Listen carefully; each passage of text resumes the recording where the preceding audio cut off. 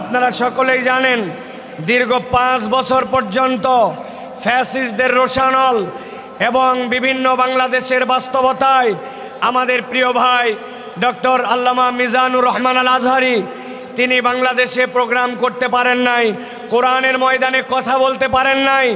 আজকে এই ময়দানের মাধ্যম দিয়ে ভাই আবার আমাদের সামনে কোরআনের তাফসীর পেশ করবেন। তবে আমরা আশা করব আজকের যে পথ চলা নতুনভাবে শুরু হলো, আগামীর বাংলাদেশ, ইসলামের বাংলাদেশ, আগামীর বাংলাদেশ, সাম্যের বাংলাদেশ, আগামীর বাংলাদেশ, ইনসাফের বাংলাদেশ, আগামীর বাংলাদেশ, আলেম ওলামার বাংলাদেশ। এই বাংলাদেশ যতদিন পর্যন্ত ইনসাফের বাংলাদেশ না হয়, আমাদের ভাই ইনশাআল্লাহ অব্যাহতভাবে তার দায়িত্ব এবং বক্তব্য প্রদান করবেন ইনশাআল্লাহ। আল্লাহ রাব্বুল আমিন কবুল করুক, বলেন আল্লাহুম্মা আমিন। প্রিয় ভাইয়েরা, আমি আপনাদের কাছে অনুরোধ করব, এখানে লক্ষাধিক মানুষ, আপনারা যদি একটা ছোট্ট করে কথা বলেন তাহলে এই জায়গায় কোনো পরিবেশ থাকবে না, কোনো পরিবেশ থাকবে না। আমি প্রথমে আমার ক্যামেরাম্যানদেরকে বলবো, আমার মিডিয়ার ভাইদেরকে, আল্লাহর ওয়াস্তে চোখের ইশারায় কাজ করেন, আর কোনো কথাবার্তা বলা যাবে না। রাজি আছেন ইনশাআল্লাহ? কোনো কথা হবে না। শোনেন, আপনাদের কাছে আমি বলি, ক্যামেরাম্যান সহ আমাদের অডিয়েন্সদের জন্য, আপনারা গতকালকে আমাদের ভাইয়ের স্ট্যাটাসটা কি আপনারা দেখেছেন? উনি বলেছেন এইটি ইনশাআল্লাহ ওয়ার্ম আপ মানে কি? গা গরম করার খেলা, গা গরম করার ম্যাচ। ভাই এটা রূপক করতে বুঝিয়েছেন। আপনাদের বিহেভিয়ার, আপনাদের আচরণ, আপনাদের পরিবেশ, এইগুলা দেখে নেক্সটের প্রোগ্রামের জন্য আপনাদের কি করণীয় এবং আপনাদেরকে অ্যালাউ করা হবে কি হবে না এই সিদ্ধান্ত আসবে। সুতরাং আমরা এমন কিছু না করি যেটা আমাদের মাহফিলের সৌন্দর্য নষ্ট করে। আমরা সকলে সেই দিকে সচেতনভাবে খেয়াল রাখি। আমরা সকলে মিলে যদি একটা চমৎকার পরিবেশ উপহার দেই, তাহলে ইনশাআল্লাহ আমরা এটা প্রমাণ করতে পারবো যে কোরআনের ময়দানের জন্য, তাফসীরের ময়দানের জন্য বাংলার মাঠ প্রস্তুত আছে ইনশাআল্লাহ। প্রত্যেকটা জেলা, বিভাগ, বিভিন্ন জায়গায় আমরা প্রোগ্রাম করতে পারি, ঠিক কি না? এই জন্য আমাদের সহযোগিতা দরকার। আল্লাহ আমাদের সকলকে এই সহযোগিতার মন মানসিকতা নিয়ে কোরআনের পক্ষে কাজ করার মতো তৌফিক দান করেন, বলেন আল্লাহুম্মা আমিন। প্রিয় ভাইয়েরা, জুমা পূর্ব এই সংক্ষিপ্ত অধিবেশনে আমি আপনাদের কাছে মূল্যবান একটি বিষয় থেকে সংক্ষিপ্ত কিছু কথা বলবো। প্রিয় ভাইয়েরা, সময় অত্যন্ত সংক্ষিপ্ত, কিন্তু বিষয়টা অত্যন্ত গভীর। আজকে আমরা এই সংক্ষিপ্ত সময়ে যে বিষয়টিতে কথা বলতে চাই সেটি হচ্ছে, মানুষ এই দুনিয়ার জীবন যখন শেষ করবে, দুনিয়ার জীবন শেষ করে মানুষ আবার আল্লাহ রাব্বুল আলামিনের সামনে যাবে। যখন মানুষ আল্লাহ রাব্বুল আলামিনের সামনে যাবে এবং আল্লাহর কাছে তার আমলনামা নিয়ে উত্থিত হবে, দুনিয়ায় যেরকম ঘরে পর্দায় সকল মানুষ একসাথে থাকে, ওই দিন আল্লাহ রাব্বুল আলামিনের সামনে সব মানুষ একভাবে উঠবে না। হাসরের ময়দানে মানুষদেরকে আল্লাহ রাব্বুল আলামিন হিসাবের বেলায় 4 দলে বিভক্ত করবেন। হাসরের দিনে হিসাবের বেলায় মানুষ কয় দলে বিভক্ত হবে? সকলে কথা বলেন নাই, সকলকে একসাথে বলতে হবে। হাসরের দিনে বিচারের বেলায় মানুষ কয় ভাগে বিভক্ত হবে? সকলে হাতগুলা নিচে নামান। আমি যখন জিজ্ঞাসা করব সব কথা বন্ধ, সব কথা বন্ধ করে আপনাকে এখন আলোচনার কথায় উত্তর দিতে হবে। হাসরের দিনে বিচারের বেলায় মানুষজন কয় দলে বিভক্ত হবে? 4 দলে। গভীর মনোযোগে শোনেন, আমরা সংক্ষিপ্ত সময়ে 4 দলের পরিচয় এবং কোন দল আল্লাহর কাছে সফল হিসেবে বিবেচিত হবে সেই দলে যেন আমাদের নাম অন্তর্ভুক্ত হয়, সেই কথা কয়টি শুনেই আমরা ইনশাআল্লাহ আমাদের কথা শেষ করব। আল্লাহ যেন আমাদেরকে আমলের নিয়তে কথাগুলি শোনার তৌফিক দান করেন, বলেন আল্লাহুম্মা আমিন। আল্লাহ রাব্বুল আলামিন কুরআনুল কারীমের সূরা মুমিনের মধ্যে আল্লাহ রাব্বুল আলামিন কিয়ামত পর্যন্ত আগত মানুষদের জন্য বলছেন, দুনিয়ার মানুষ ভালো করে খেয়াল করো। আল্লাহ বলছেন, আফা হাসিবতুম আন্নামা খলাকনাকুম আবাসা, তোমরা কি মনে করো নাকি তোমাদেরকে দুনিয়াতে অযথায় বিনা কারণে কোনো রকম আল্লাহ রাব্বুল আমিনের উদ্দেশ্যহীন তোমাদেরকে সৃষ্টি করা হয়েছে নাকি? আল্লাহ বলছে না, দুনিয়ার মানুষ তোমাদেরকে বিনা কারণে উদ্দেশ্যহীনভাবে সৃষ্টি করা যেমন হয় নাই, সেরকম এইটাও তোমরা ভাবো নাকি? ওয়া আন্নাকুম ইলাইনা লা তুরজাউন, আল্লাহর কাছে তোমাদেরকে বোধহয় ফেরত আসতে হবে না।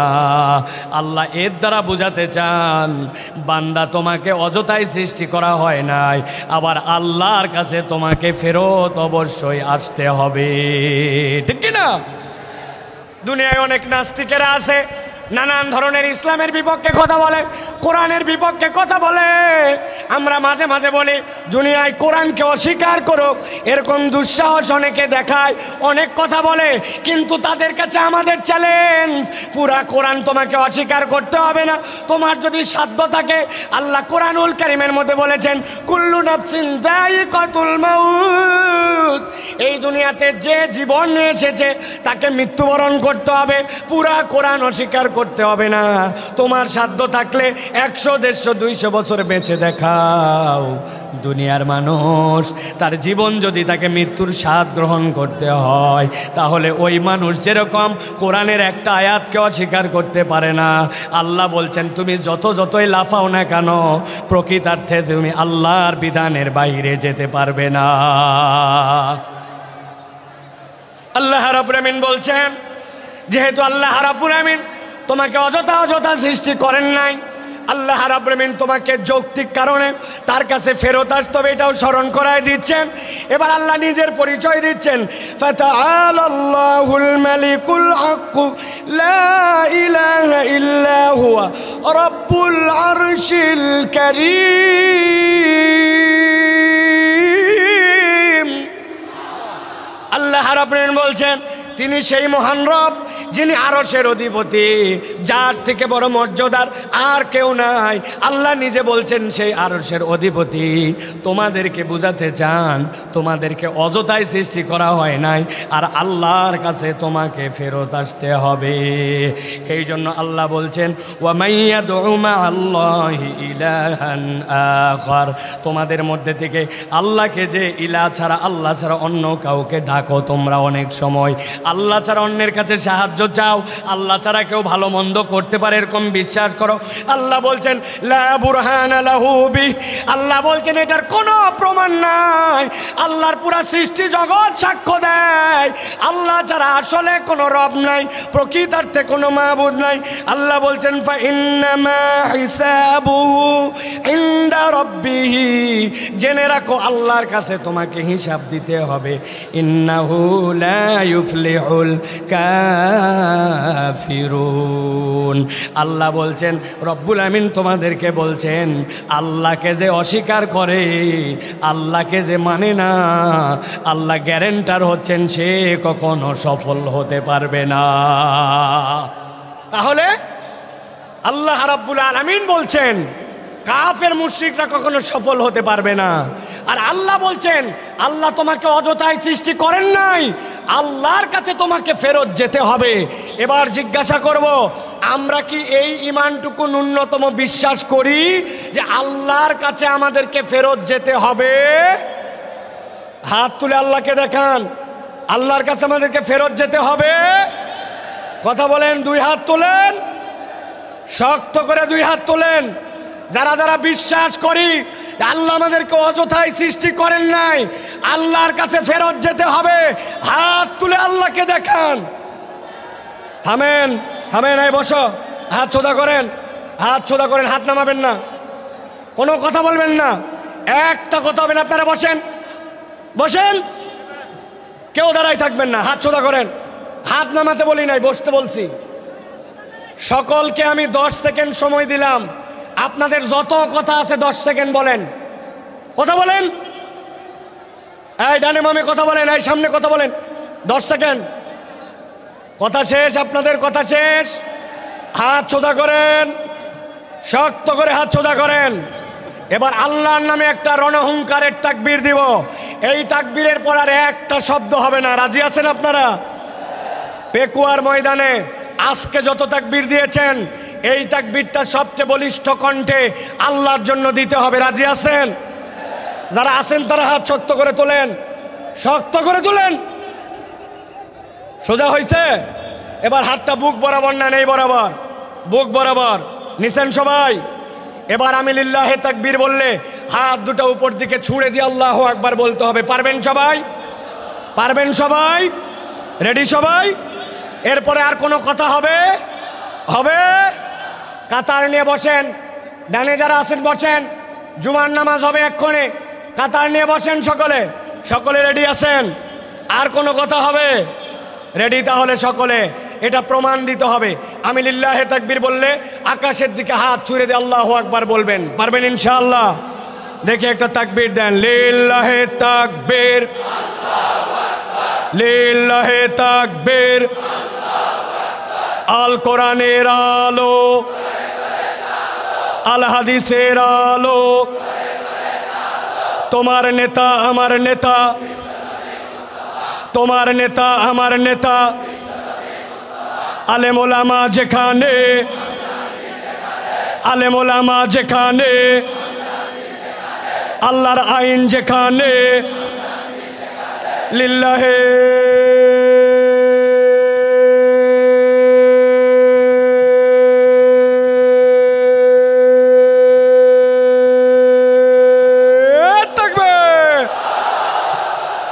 আলহামদুলিল্লাহ। চুপ করে সবাই বসে পড়েন, আর কোনো কথা বলবেন না। বসেন সবাই, আর কোনো কথা নাই। সাউন্ড চলে গেছে। প্রিয় ভাইরা, সাউন্ড কই? সাউন্ড সাউন্ড সাউন্ড নাই। প্রিয় ভাইরা, তাহলে আমরা সংক্ষিপ্ত সময় একদম আমরা আজকে জানার চেষ্টা করব হাসরের ময়দানে মানুষ মূলত আল্লাহর কাছে চারভাবে তার আমল নামা নিয়ে উত্থিত হবে। কয়ভাবে? চারভাবে। এক নম্বর, আল্লাহ বলছেন একদল লোক বিনা হিসাবে জান্নাতে যাবে, সুবহানাল্লাহ বলেন। আরেক দল লোক বিনা হিসাবে জাহান্নামে যাবে, নাউজুবিল্লাহ বলেন। আরেক দল লোক হিসাব হবে, কিন্তু হিসাবটা আল্লাহ সহজ করে দিবেন, জান্নাতে যাবে। আরেক দল লোক হিসাব হবে, কিন্তু হিসাবটা এমন কঠিন হবে ওই ব্যক্তিরা আল্লাহ রাব্বুল আলামিনের কাছ থেকে নিষ্কৃতি পাবে না। এই চার দলের মধ্যে সবচেয়ে সহজ দল হবে তারা, যেই মানুষগুলা আল্লাহ রাব্বুল আলামিনের কাছে গুনাহ থাকবে, অপরাধ থাকবে, কিন্তু আল্লাহ রাব্বুল আলামিন তাদেরকে ক্ষমা করে দিয়া বিনা হিসাবে জান্নাতে পাঠাবেন। আমরা বিনা হিসাবে জান্নাতে হতে চাই কিনা? চাই কিনা? ভালো করে খেয়াল করেন। আল্লাহ রাব্বুল আলামিন বলছেন একদল লোক আল্লাহ রাব্বুল আলামিনের সামনে গুনাহ খাতা থাকবে, কিন্তু আল্লাহর কাছে আসার আগে ওই মানুষগুলো আল্লাহর কাছে তওবা করেছে। আমার নবী বলছেন কেমন তওবা করছে জানো নাকি? আল্লাহ নবী বলছেন আত-তাইয়িবু মিনাজ-যামবি কামাল্লা যামবালা, এমনভাবে তওবা করছে ওই বান্দাটার যেন গুনাহ ছিল না। আল্লাহ রাব্বুল আমিন বলছেন সূরা ফুরকানের মধ্যে, আল্লাহ বলছেন যেই বান্দাটা তওবা করবে, তওবা করার পরে ওই বান্দাটা আল্লাহ রাব্বুল আমিনের কাছে ক্ষমা চাবে, আল্লাহ রাব্বুল আমিনের কাছে যে ক্ষমা চাইবে সেইটা শর্ত মতো তার জন্য হওয়া লাগবে। আল্লাহ কোরআনে বলছেন ইল্লা মান তাবা ওয়া আমানা ওয়া আমিলা আমালান সলিহা ফাউলাইকা ইউবাদদিলুল্লাহু সাইয়্যাতিহিম হাসানাত। আমার আল্লাহ রাব্বুল আমিন বলছেন তাদের মধ্যে থেকে যারা তওবা করে, আর তওবা করার পরে ঈমানের সাথে তওবা করেছে, তওবা করে বসে থাকে নাই, ওয়া আমিলা আমালান সলিহা, এরপরে বান্দা নেক কাজ করেছে, আর বান্দা ঈমানের সাথে যখন নেক কাজ করে আল্লাহ বলছেন রব তার তওবাকে এমন পছন্দ করেন। আল্লাহ বলছেন ফাউলাইকা ইউবাদদিলুল্লাহু সাইয়্যাতিহিম হাসানাত, আল্লাহ তাদের যাবতীয় গুনাহ খাতা যা ছিল সবগুলাকে নেক দিয়ে পরিবর্তন করায় দিবেন। ওয়া কানাল্লাহু কানাল্লাহু গফুরুর রহিমা। আল্লাহ বলছেন নিশ্চয় আল্লাহ রাব্বুল আমিন বান্দাদের জন্য গফুর, ক্ষমাশীল, বান্দাদের জন্য দয়াদ্র।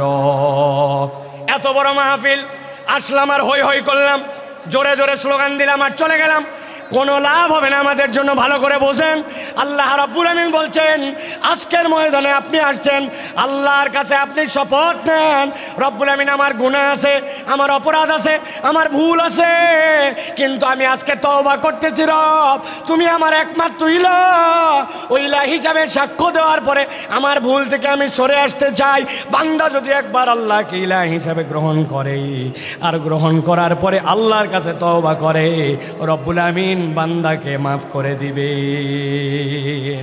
মুফাসসিররা ব্যাখ্যা করেছেন ওয়াল্লাযীনা ইউওয়াহ্হিদুনাল্লাহ ওয়া লা ইয়াদউনা ওয়া লা ইয়াবুদুনা ইলাহান গায়রাহ। আল্লাহর কাছে ঈমান আনার মানে কি? আল্লাহর তাওহীদে আপনাকে অটল হতে হবে। আল্লাহ রাব্বুল আমিন ছাড়া কারো সাথে ইবাদত করা যাবে না এবং আল্লাহ ছাড়া কাউকে ডাকা যাবে। বান্দা যদি এইটা করে, আল্লাহ বলছেন বান্দা তোমার গুনাহ যত হোক আমি রব্বুল আমিন তোমাকে প্রকৃত তওবাকারী হিসাবে কবুল করে নিয়া আমি তোমাকে মাফ করে দিব। তবে একটা শর্ত আছে, বান্দার হক নষ্ট করা যাবে না, ঠিক কি না?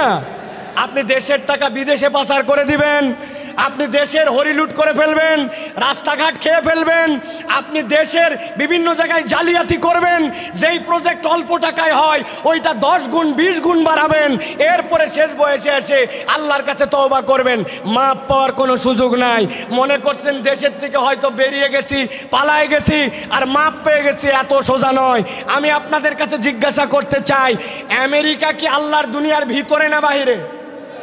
কথা বললেন না। আমেরিকা আল্লাহর দুনিয়ার ভিতরে না বাহিরে? কানাডা কি আল্লাহর দুনিয়ার ভেতরে না বাহিরে? ফ্রান্স কি আল্লাহর দুনিয়ার ভেতরে না বাহিরে? আমাদের পাশের দেশটা কি আল্লাহর দুনিয়ার ভেতরে না বাহিরে? বললেন না যে আল্লাহর দুনিয়ার ভেতরে না বাহিরে? আপনি কেমনে ভাবলেন আশপাশে পালায় যে আমি চির মুক্তি পেয়ে গেলাম? আমি আমার ভাষায় বলি, ফুটবল খেলা মাঝে মাঝে শুরু হয়, সেন্টার থেকে বল নিয়ে খেলতে খেলতে এপা ওপা করে ডিয়ের মধ্যে যায়, ডিয়ের মধ্যে থেকে এরপরে গোল দিকে কিক করে। আপনার কেবলমাত্র দৌড়ানি শুরু হয়েছে, এখনো বহুত দৌড়ানি বাকি আছে। আল্লাহর ধরা সবচেয়ে বড় ধরা। আল্লাহ ধরে না কিন্তু ধরলে আল্লাহ ছাড়ে না, ঠিক কিনা?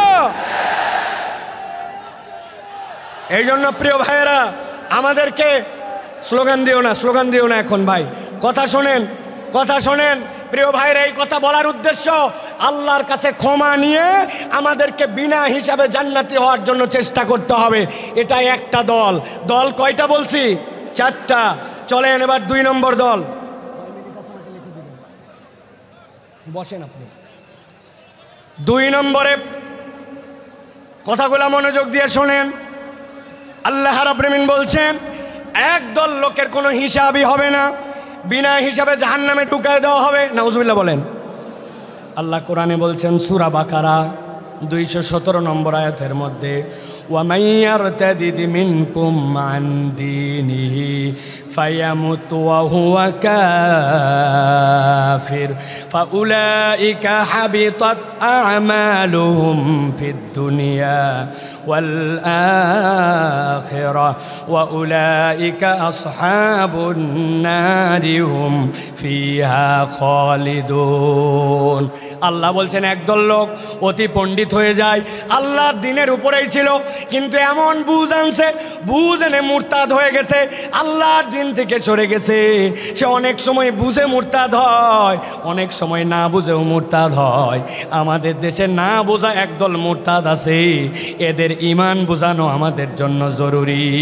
ছোট্ট করে বোঝানোর জন্য বলি, আমাদের দেশে এরকম মুসলমান আছে কিনা নামাজের ইসলাম পছন্দ করে, ও রোজার ইসলাম পছন্দ করে, জাকাতের ইসলাম পছন্দ করে, কিন্তু যেই না বলা হয় চোরের বিচার আল্লাহর আইন দিয়ে করা হোক, দেশটা আল্লাহর আইন দিয়ে চলুক, খেলাফত অনুযায়ী দেশটা পরিচালিত হোক, সেই না ওই নামাজি হাজী সাহেব পর্যন্ত রাজি থাকে না।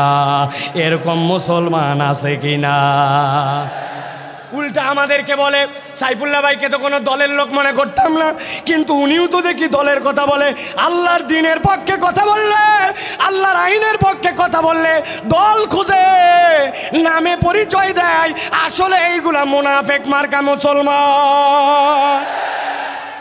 ভালো করে বোঝেন, আল্লাহ বলছেন কেউ যদি আল্লাহর দিন থেকে মুখ ফিরায় নাই, ফায়ামুত ওয়া হুয়া কাফির, এই অবস্থায় যদি মারা যায় তাহলে সে কাফের। আল্লাহ বলছেন আর কেউ যদি কাফের অবস্থায় এরকম করে মুরতাদ হয়ে মরে যায়, ফাহাবিতাত আমালুহুম ফিদ দুনিয়া ওয়াল আখিরা ওয়া উলাইকা আসহাবুন নারি হুম ফিহা খালিদুন। এই মানুষগুলাকে চিরস্থায়ী জাহান্নামে ঢুকানো হবে, এদের কোনো বিচার হবে না, সরাসরি জাহান্নামে যাবে। অতএব যাই করি নাই করি কখনো আল্লাহর দিনের থেকে মুখ ফিরানো যাবে না। আর নিজের পণ্ডিতি খাটায়া আল্লাহর বিধান নিয়ে কোনো বাজে কথা বলা যাবে না, ঠিক কিনা? খুব সাবধান প্রিয় ভাইরা। আল্লাহ রাব্বুল আলামিন কোরআনুল কারীমের মধ্যে বিস্তারিত কথা বলেছেন, সংক্ষেপ সময় এই জন্য আপনাদের কাছে বোঝানোর জন্য বলছি। মুরতাদ কিভাবে হয়? ওরা মনে করে নবীর তরিকা ঠিক না, নবীর পদ্ধতি পছন্দ করে না, আল্লাহর বিধান আগে ঠিক মনে করত, কিন্তু এখন মনে করে আল্লাহর বিধান বোধহয় বাংলাদেশের জন্য, আমাদের সমাজের জন্য অচল। এরকম যদি মনে করে, ও যত হাজি সাহেব গাজী সাহেব হোক না কেন, আল্লাহর কাছে সে মুরতাদ হয়ে যাবে বিনা হিসাবে জাহান্নামে। আল্লাহ হেফাজত করুক, বলে আল্লাহুম্মা আমিন। প্রিয় ভাইয়েরা, এবার চলেন আমরা 3 নম্বর দলের মধ্যে যাব। 3 নম্বর দল কি এটা একটু বুঝতে হবে, সেটা হচ্ছে হিসাব হবে। কিন্তু আল্লাহ বলছেন ওই হিসাবের পরে তাকে জান্নাত দেওয়া হবে, তবে হিসাবটা তার জন্য যে হবে, ওই হিসাবটাতে তার আমল নামায়, আমলটা পরিমাপে দেখা হবে না, আমলটা ওজনে দেখা হবে। কিসে দেখা হবে? কথা বলেন, আমল কি আমাদের পরিমাপ হবে না ওজন হবে? আমার দিকে তাকান, কি হবে? ওজন হবে। এখন কথা হচ্ছে যে আপনার আমল নামায় সোয়াবও আছে, গুনাহও আছে, কিন্তু আমল নামাতে আমার ওজনটা কেমনে ভারী হবে? আমি আপনাদের কাছে বলতে চাই, একটা মানুষের জীবনে যদি তার আমল নামায় 3টা জিনিস যুক্ত থাকে, তাহলে তার আমল নামা ওজনে ভারী হয়। সুবহানাল্লাহ বলেন। 1 নম্বরে আপনার আমল নামার মধ্যে ঈমান লাগবে। কি লাগবে? একটা মুখ বন্ধ থাকবে না। আমল নামাতে ওজনে ভারী করতে হলে প্রথমে বলতে হবে কি লাগবে? জোরে বলেন, ঈমান। ওই যে দাঁড়ায় আছেন যারা, কি লাগবে? ঈমান। ঈমান নাই আপনার কিচ্ছু নাই, ঈমান আছে আপনার কিছু আছে। সুবহানাল্লাহ বিহামদি। এই যে তরুণেরা ওয়াজ শোনার জন্য চলে আসছে, কিন্তু এর মধ্যে অনেকেই আছে ঈমানের বেসিক হচ্ছে সালাত, অথচ সেই সালাত আদায় করে না। আছে কি না? আমি আপনাদের কাছে একটা ছাত্র আর একটা শিক্ষকের একটা দৃষ্টান্ত দিব 30 সেকেন্ডে, ভালো করে খেয়াল করেন। এক ছাত্রকে তার ওস্তাদ জিজ্ঞাসা করছে, বলো তো দুনিয়াতে নামাজ পড়ে না কারা কারা? ওই ছেলে ভেবে চিনতে বলছে, ওস্তাদ দুনিয়াতে নামাজ পড়ে না 3 শ্রেণীর লোক। কয় শ্রেণী? কথা বলেন। 3 শ্রেণী। বলো তো 1 নম্বর কে? বলছে 1 নম্বর যে পাগল অথবা অজ্ঞান। মাশাআল্লাহ। 2 নম্বর কে? বলছে ওস্তাদ 2 নম্বর যে মৃত, সে নামাজ পড়ে না। মরা মানুষ নামাজ পড়ে? উল্টা নামাজ পড়া লাগে। বলছে মাশাআল্লাহ। এবার 3 নম্বর বলো। বলছে 3 নম্বর হচ্ছে যে অমুসলমান। তাহলে নামাজ পড়ে না কয় শ্রেণী? 1 নম্বরে পাগল অথবা অজ্ঞান বলেন, 2 নম্বরে মৃত, 3 নম্বরে অমুসলমান। এবার পেকুয়ার লক্ষ মানুষকে সামনে নিয়ে জিজ্ঞাসা করতে চাই, যারা এখানে আছেন দাঁড়ায় বসে দূরে কাছে, আমরা কি পাগল অথবা অজ্ঞান? আমরা কি মৃত? আমরা কি অমুসলমান? আপনি কিন্তু ফাঁসে গেছেন। আপনি আগামীকালকে নামাজ পড়েন নাই, বলছে এই তুই কি পাগল? বলছে না। তাহলে মরা না, অমুসলমান না। তো আপনি পাগল না, মরা না, অমুসলমান না, আপনি নামাজ পড়বেন না, তা হবে না, ঠিক কিনা? ঈমানের পরে সবচেয়ে গুরুত্বপূর্ণ এইটা হচ্ছে আপনার আমার জন্য সালাত। তাহলে আমলে ওজন বাড়ানোর জন্য কাজ 3টা। 1 নম্বর ঈমান লাগবে। কি লাগবে? 2 নম্বর লাগবে নিয়ত সহি লাগবে, আপনার নিয়তটা বিশুদ্ধ লাগবে। নিয়ামতুল্লাহ নিজামির কথা, মোটরসাইকেলে আসতে আসতে আমার চোখটা ছলছল হয়ে গেছে। বল সাইফুল্লাহ ভাই, এত লক্ষ লক্ষ লোক দেখানোর জন্য আয়োজন করি নাই। আমার আব্বা ইন্তেকাল করে গেছেন, এলাকাবাসী অনেক মানুষ মারা গেছে। একটা লোক যদি দোয়া করে, আমার বাপ যদি সেখান থেকে নিষ্কৃতি পায়, আর মানুষ যদি কোরআনের বার্তা নিয়ে কোরআনের পক্ষে বাড়িতে যায়, আমার আয়োজন সফল ভাই। একটু দোয়া করবেন। নিয়ামতুল্লাহ যদি মনে করতো অনেক টাকা দিছে, দেখ কত বড় আয়োজন করি, আয়োজনের 1 পয়সাও দাম নাই। এই জন্য আমলটা লাগবে ইখলাসের সাথে, আল্লাহর জন্য, ঠিক কি না? আমল করব কার জন্য? আল্লাহর জন্য। আর আমল নামায় যদি ওজন বাড়াতে চান, 3 নম্বর পয়েন্ট হচ্ছে নবীর তরিকায় করা লাগবে। কার তরিকায়?